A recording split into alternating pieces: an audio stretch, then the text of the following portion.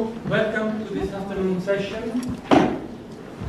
Our first keynote speaker today is Dario Rosetto. Spent several days working in Italy with the National Institute of Nuclear Physics. Then he moved for many years to CERN. He was then involved in the superconducting supercollider project in the US, and now he's leading a foundation, the Dario Rosetto Foundation on cancer research. The floor is yours. Good afternoon, ladies and gentlemen. And I would like to thank Dr. Henry Tam for inviting me to this conference.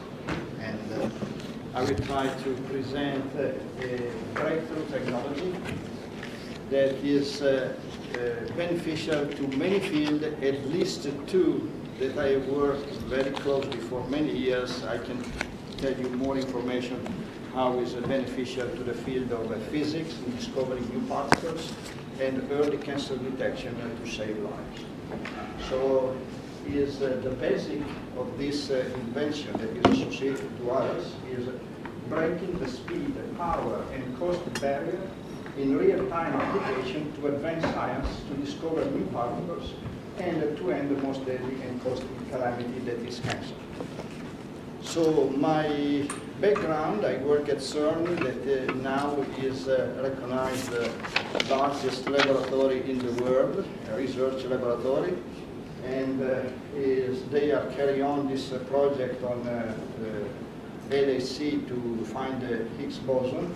That is far more the most expensive and biggest experiment in the world that ever existed. So here is an official slide from CERN, and you can find it on the web. There is a signature of CERN. And what is CERN? Is an accelerator where particles, protons, are accelerated in two opposite directions. They smash this particle, and the debris hopefully contains the unknown particle that what they were looking for is the Higgs boson. So we need to get a higher and higher energy to get the particle. In order to find the particle, so far they have produced 1,000 trillion, one with a 15 zeros collision, that if one would attempt to save this on a hard drive, in one day it will fill the hard drive of all the planets. So there must be some decision box that is analyzing this data and putting aside only very few.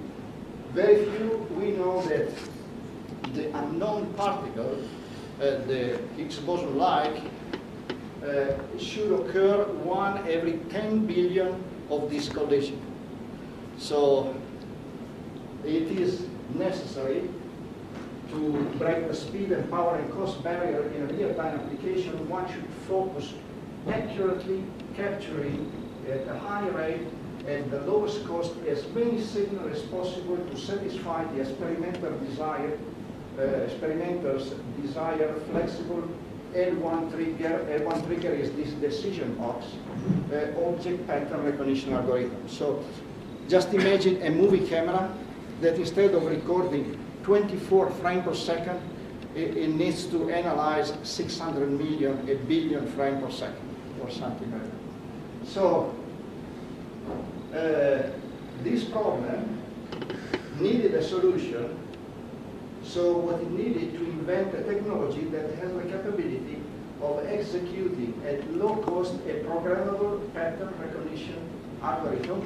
The recognition of what? The object is the Higgs boson. Let's suppose that we like to recognize this, or we like to recognize this.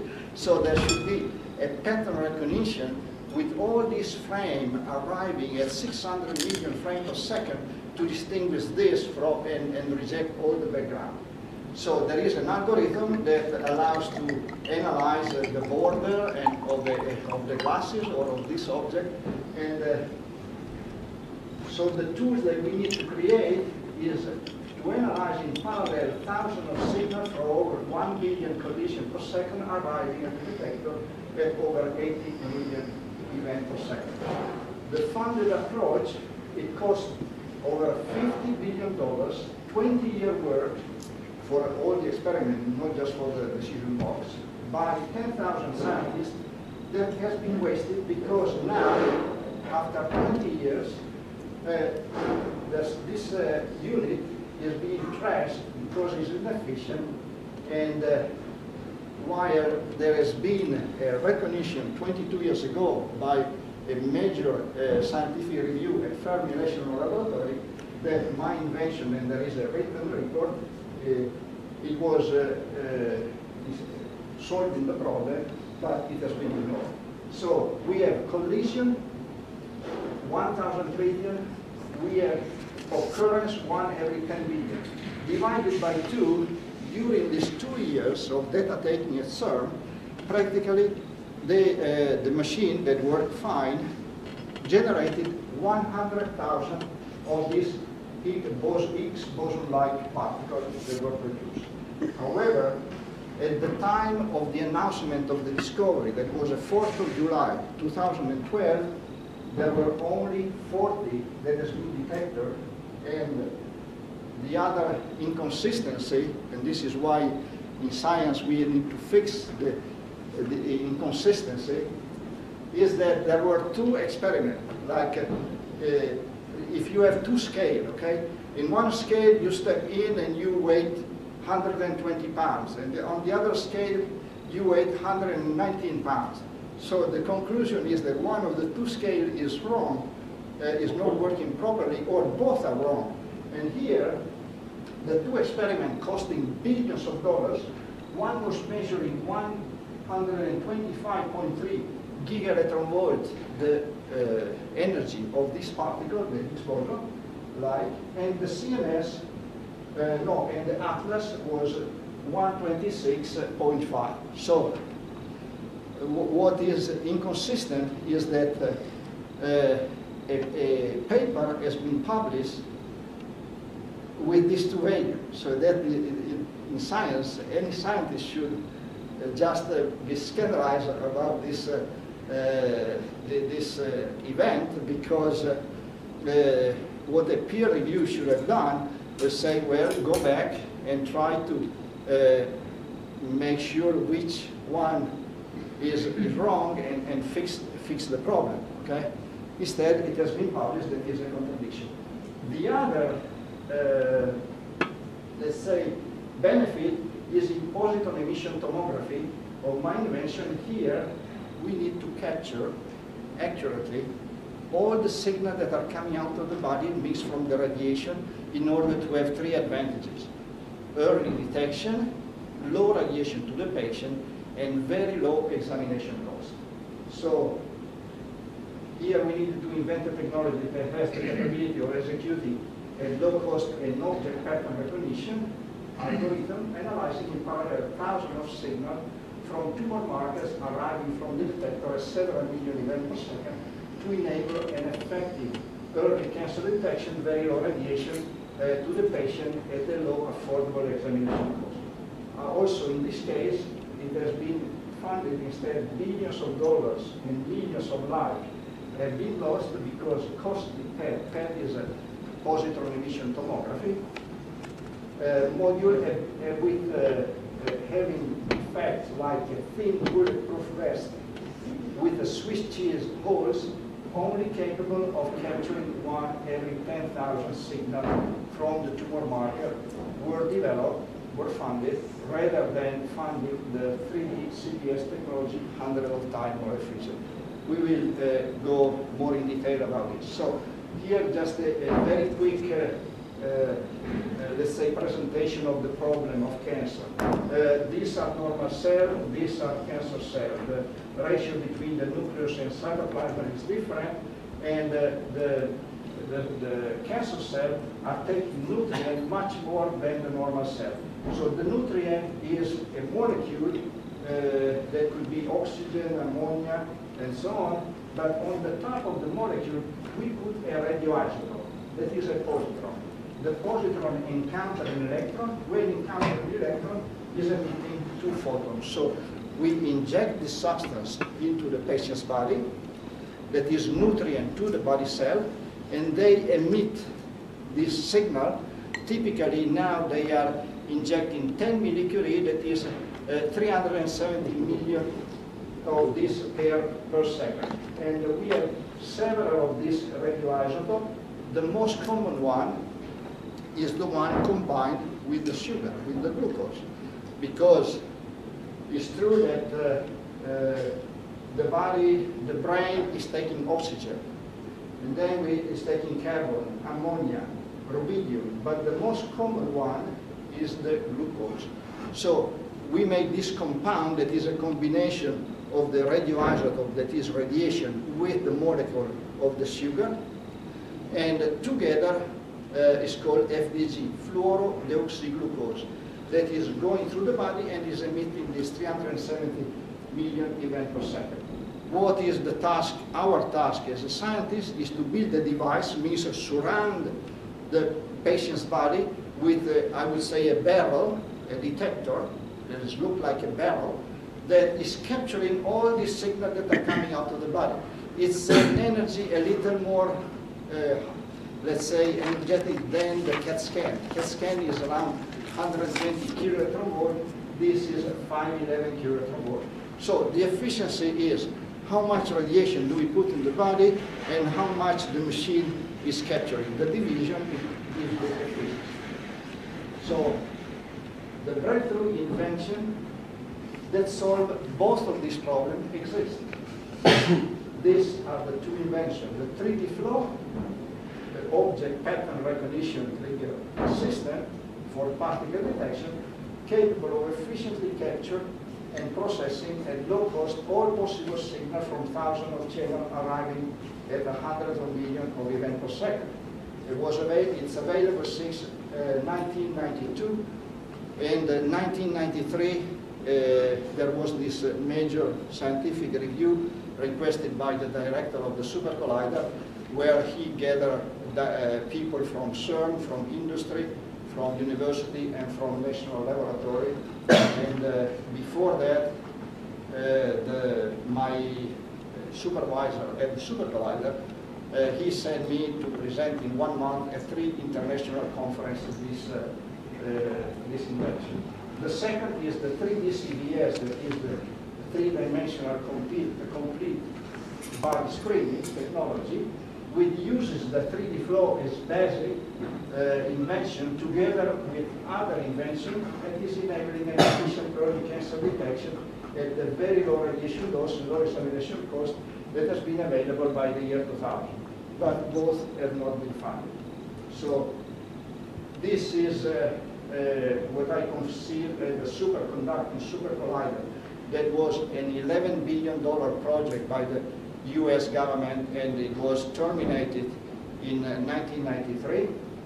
So at that point, only the LHC of Geneva was the one still in existence, and this was supposed to be twice the power of the LHC in Geneva. Now, we say CERN, NIH, National Cancer Institute, World Health Organization, American Cancer Society, we've got the problem. And the problem not only on high energy physics, because if we don't discover a particle today, and we'll discover 5 years, 10 years from now, is not a big, let's say, damage to the population. It's the money that we waste and the time that we waste. But instead, the result from reducing cancer death has been postponed for 50 years, 5 years after 5 years. However, even if the problem has been solved, has been recognized publicly by top world experts. There is a written report by this committee of experts that were conducting the review at Fermi National Laboratory that it says that it was a breakthrough invention. And then there is a recognition of the second, the 3D CBS, from the Leonardo da Vinci Prize that was a public competition, and I have also recognized by patent in the United States and in Europe that I have committed to donate 80% of the income from licensing the patents to cancer patients. Okay, so this is an overall picture of, as I said, the detector. And this is in common, the geometry, for the physics and for the medical imaging. That means you have a detector that is like a barrel, but the one in physics is 40 meters long and 13 meters in diameter. The one for the human is 1.5 meters by 70 centimeters in diameter. So for me, going from high energy physics to medical, it was playing with toys, because instead of dealing with 4 particles or jet, muon, electron, photons, I just had to deal with photons, okay?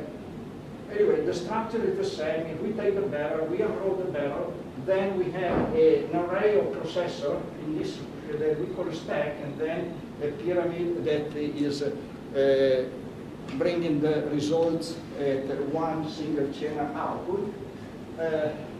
Here, what I care is to explain you the concept of the invention. And I have done the effort of explaining this to high school students. So we went to San Antonio, Texas, and a friend of mine that unfortunately he passed away of cancer at 58 years of age last year in October.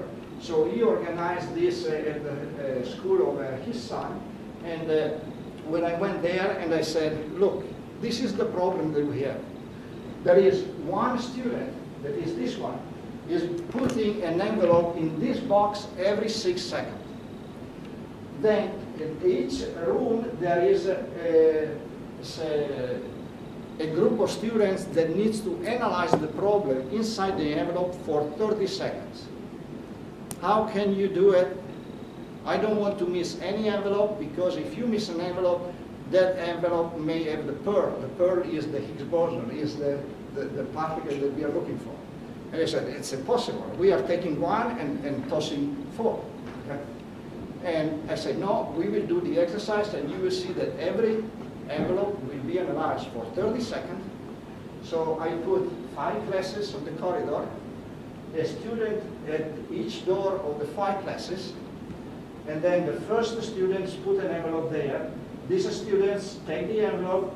The first envelope it gives to the class, and then the second envelope he passes to the other box, the third, the fourth, the fifth.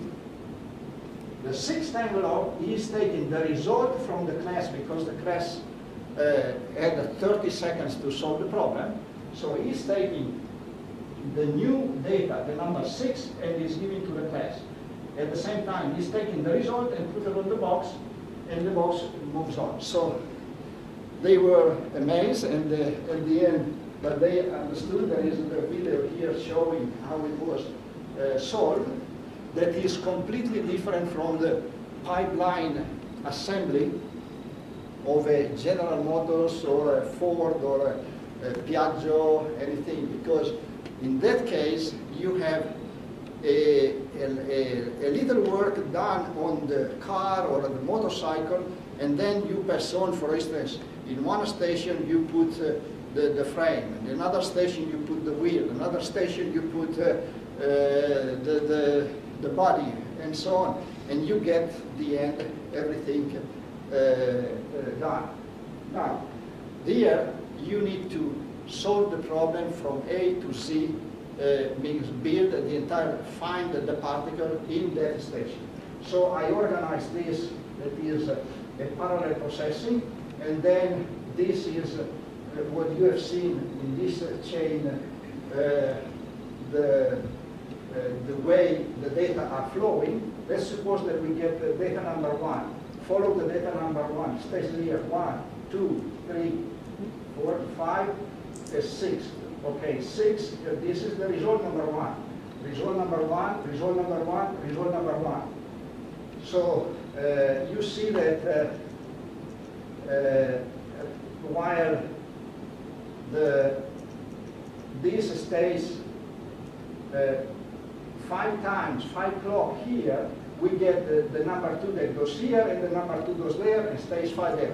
So with this simple trick, you solve the problem, and you don't need high speed. And this is showing the flow, that the data arrives here, goes to this station and then stays for 5 cycles here and goes out and walks toward the exit. This is the explanation. By the way, this slide I will make it available with the description, with all the explanation.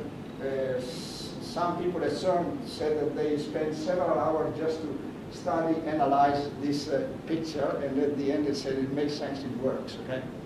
Then I developed tools for creating an application, means the real-time design, because people, researchers, they need tools to develop an application. We created the simulator that is simulating thousands of processors, all this data that are arriving. And at some point in 2003, because after many years, this invention was recognized but was not funded, the associate director of the Brookhaven National Laboratory, Ralph James, he wrote me an email because I said, well, my paper has been rejected by the conference IEEE the year before. He said, I will say that any approach, even from a Nobel laureate, that suggests 2 to 3 order of magnitude improvement in anything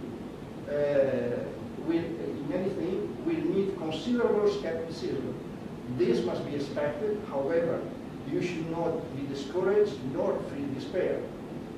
Your persistence will win if you are correct. Failure will only result if you quit. And you were right after all, I'm sorry, and so on. So I submitted, it was approved, 3 papers. The director invited me with waiving the fee of the conference. However, now at the distance of more than 10 years, still the funding technology. So the 3D flow breakthrough invention, together with the other invention that I conceived in the detector assembly, coupling the detector with the electronics and the real-time algorithm, provide an unprecedented powerful tool with the capability of a cost-effective object pattern recognition. So this is the big difference with respect to the other technology. The other technology was just waiting a signal, means rejecting on a threshold. Mine instead has the power to make an object pattern recognition, executing a sophisticated algorithm, so that this invention that makes previous expensive, high power consumption, low performance, gallium arsenide, ECL, nanometer technology approaches obsolete. It has been proven feasible and functional in hardware, and we can greatly advance those 2 fields that I told you, the discovery of new particles and early cancer detection. So in 2001, I had a proof of concept of the invention on this little board, on a prototype of FPGA Altera, presented at the IEEE conference in San Diego, California. And this is all the algorithm and things that we were executing. 2003, I made the engineering concept in hardware for building an industrial device for critical use. It was presented at the IEEE Nuclear Science Symposium Medical Imaging in Portland, Oregon, and that is where Ralph James invited me for this conference. This board has also, it was a challenging problem in hardware because it had to overcome a congestion of 20,000 points that needed to be connected in only 8 layers of signal and 6 of power and ground, and we succeeded in doing that. As I said, there was not only the invention on the architecture, 3D flow, but also invention in the innovation in the real-time algorithm and on the detector assembly.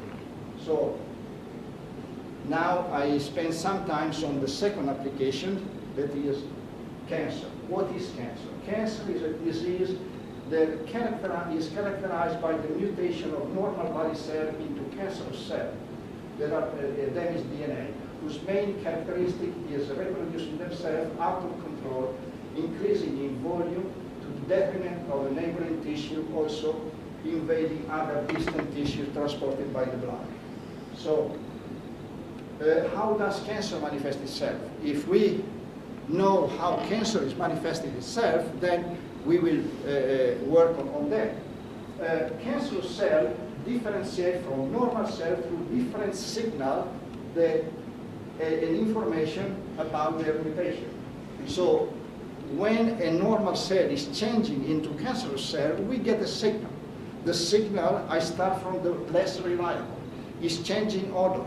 However, if a person eats asparagus, then the urine smells badly but doesn't have cancer, so it's not reliable. It's changing temperature. How many things are changing temperature of the body that is not cancer, so also that is not reliable. Tissue density. There we have a lot of devices. We have MRI, we have CAT scan, we have ultrasound measuring fluorescence, metabolism. The most, let's say, reliable. So what is the best technique to identify normal cell mutation into cancerous cell? The metabolism. Because cancer needs to grow by faster. If growing, then it needs nutrient. So it takes up to 70 times more nutrient than a normal cell. Now, with the technique that I explained you before, where we put the radioisotope that is giving us a signal for each molecule of the nutrient, there it gives us the information where the nutrient is concentrated, and most likely, if there is an abnormal consumption there of nutrient, that is a site that is suspicious for cancer. So, what is the problem now? We have about 6,000 of these machines around the world, in England, in the United States, everywhere, in Italy, and they are very inefficient. They capture one signal every 10,000. And that is the reason why, if a person doesn't have a suspicion of cancer, there is not a suspicion of cancer, the doctor does not prescribe this exam because it may induce cancer. So the doctor is managing the risk management, and at that point decides if it is better for the patient to go through this risk or not. So here, and again, this takes some more detailed description and study, is the machine that has a field of view, means the detector is only 16 centimeters. So there are the photons that are emitted in this position that are lost, the one in this position that are lost, even the one within the 16 centimeter, but if it goes in this angle, are lost. So mine is instead covering from head to knee, and the invention in the detection of this signal is what it provides the advantage of this as an animation. By clicking there, you receive animation, and it gives the advantage of low radiation, low examination cost, and overall early cancer detection. So what is the 3D CBS? 3D complete body screen. It's a combination of two modalities, of two information. The information that is anatomical, that it shows where the organs are, and it allows to locate the cancer within the organ, and the other, it gives the information of the biological process. Means before the tumor is changing density, is changing anatomy, morphology, you can have an information of the chemical, of the activity, biological activity of of cancer inside the body. So this is summarizing the invention, because typically when you make an invention, you close one door and you open 10 doors, okay? So this is the language of the physician, that is a fewer false positive, improved image sharpness, and clear picture. And this, as you go in this direction, is for the technician, electronic people, physics, and here for the physicist, and this is for the electronics, and then algorithm, mathematics, and so on. So typically, I made a basic invention in computer architecture, in electronics, and this opened the door in the assembly of the detector, so it improves the assembly of the detector, simplifying the assembly so it's cheaper. And then the combination of these two inventions provides an invention on the algorithm, executing algorithm. The result is that you go from a very low efficiency to a very high efficiency. That is a combination of increasing the field of view, length of the detector, but is also for all the technique, electronics, and the internet. So the difference is that from a picture like this, that now they are in color, okay, where the darkest spot, it gives the information to the physician that there is a more metabolism, that there is more sugar in that area. The reason why you get a black spot there is because the sugar that is not metabolized, that is not taken by the body, goes into the urine. And then when one goes to the restroom, it is eliminating that. So instead of having that, one should have a measurement like a measurement that is like when you get the result of a blood exam, you have a value that is telling you the normal value and the one that is measured if you are within the range or not. So the advantages between the current path and the 3D CDS is much shorter examination time, 4 minutes versus 55, 1/10 the price, $400 instead of up to $4,000. And this is the most important, very low radiation, a radiation that is acceptable by the ICRP, that is International Commission for Radiation Protection, and then you have efficiency and the cost of the examination and much better information to the patient. So let's come back to how this is implemented. This is a matrix of detector that is coupled to a matrix of processor, the 3D flow processor, that is working in the way that I described you before.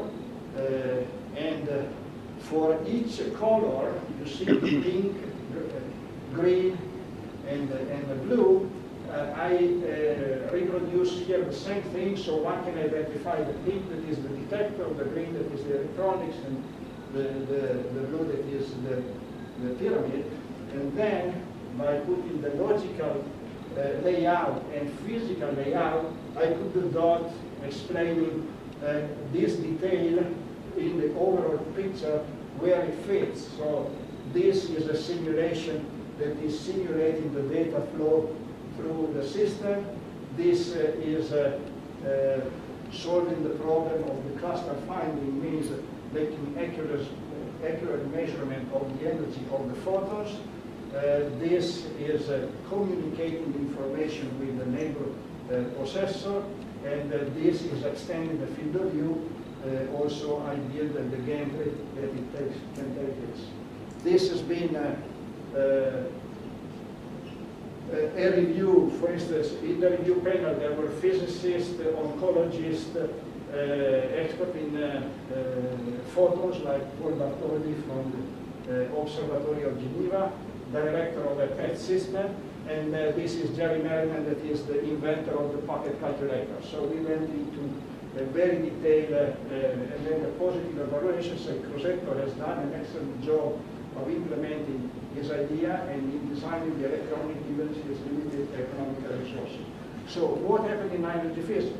When money for new experiments became available after the shutdown of the super collider in Texas, instead of funding the breakthrough technology that was recognized as a breakthrough invention, less efficient, non-programmable level 1 trigger system without the capability of performing object pattern recognition were funded. Years after years, scientists rejected my claims, were shown to be mistaken, and experimental evidence proved that my claims were correct. Now the CMS and Atlas, the recent document, 2013, are stating that they have to trash what they implemented so far. What happened in PET application? Money continued to flow to projects focusing on the improvement of PET spatial resolution to the detriment of sensitivity.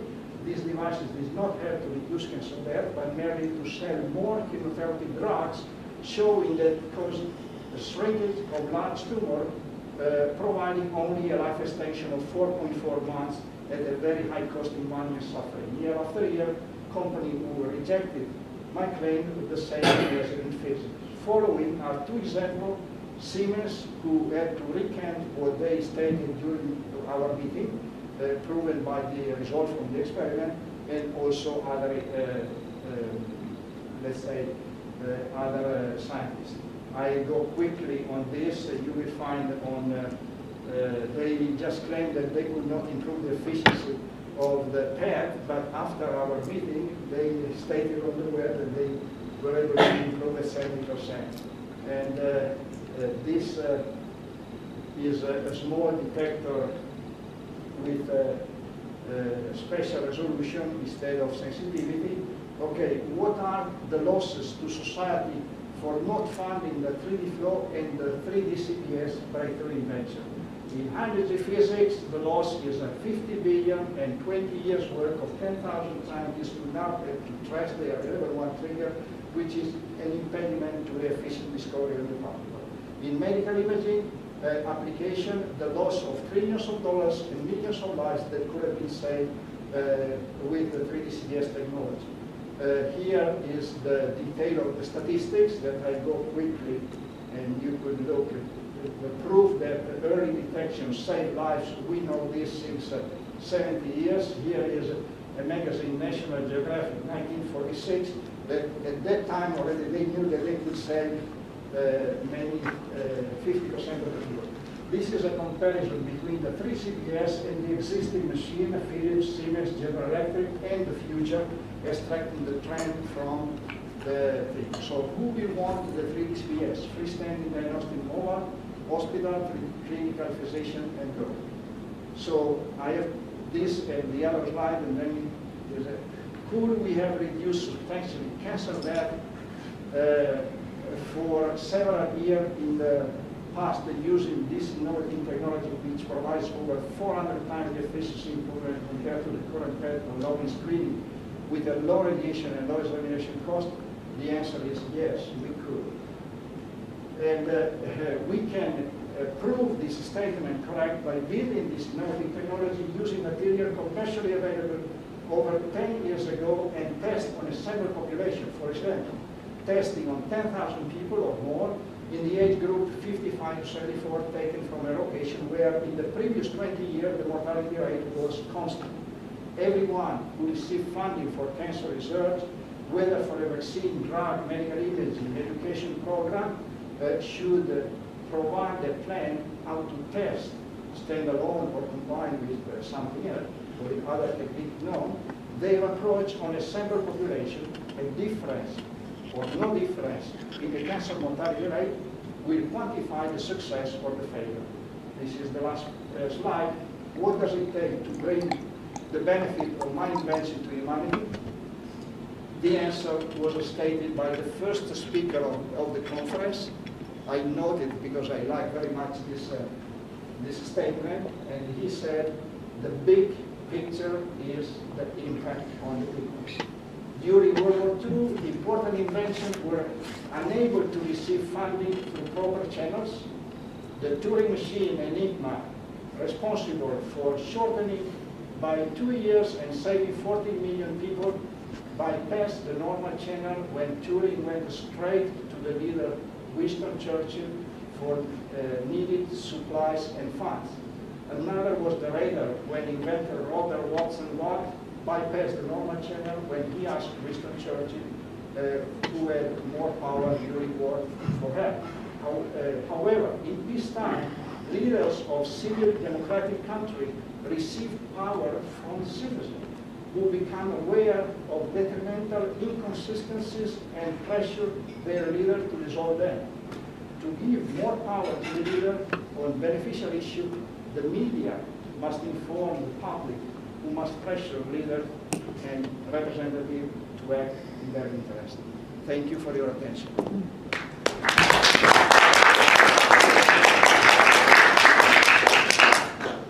Questions? very much for your very interesting and illuminating talk. I'm a professor researcher in telecommunications area. And a new technology which comes very strongly is this called wearable networks. That means wearable network is about developing and implementing and inserting some kind of sensor in the body, human body, to collect different kinds of information from us. And this sensor will be complemented with an IP address and then wireless, also wireless facility. And this information, the collected information from our body, is sent to some internet device, router, whatever. So my question is, what do you think about these sensors? Are they good for the human body or not? Well, myself, I have a sensor here. That is, Really? is a Fitbit, but it's not under the skin. It's just a bracelet that is giving several information about the heart rate and so on. Okay. Of course, I know. So there is always a compromise, and one has to see what is the result and what is the effort and cost effectiveness and how it's going to help our life and make it think, let's say, better. So I would be scared to have a lot of sensor under the skin, and at least in my generation, I think that I will not accept that. I don't know if we will ever reach that point, but we have so many contradictions and inconsistency that we can fix that is at our reach. Like, for instance, in this case, year after year, the problem of cancer is postponed. And we know that early cancer detection, we have seen the slides, 69 years ago, they knew already that could reduce 50% of the death. And we have, in this case, the technology, and it's not funded. And why? Because if this problem is solved and you have 50% less cancer patients, the pharmaceutical and the drug company, they will lose money. They will not have the same thing. So I am for the advancement in science, and I would consider, as I consider this because it's helpful to me, okay, any new advancement in technology that can help me, but I will be careful to balance between what is an advantage and what is okay. Any more questions? I have one myself, a very technical one. You said and showed us a configuration where you have a full body covering with PET. Yes. And you said that it will improve the sharpness. But how can you deal with the emission, I would say, askew, that would involve the depth of interaction computation? Okay, the language sharpness is the language for the physician. For us physicists, what we can do, we can only provide precise measurement and improve the precise measurement. And the measurement in this case are 5. It's energy of so the energy, if you take a 3x3, 4x4, 5x5 element, you can really group and collect all the energy that has been deposited in your detector, okay? So that is improving the energy. And then the arrival time. The arrival time, the photo is the slope of your signal. And if you compare several slope of 3x3, you can get a more precise from an economical crystal, and that is why it's more economical. And then you have X, Y, Z.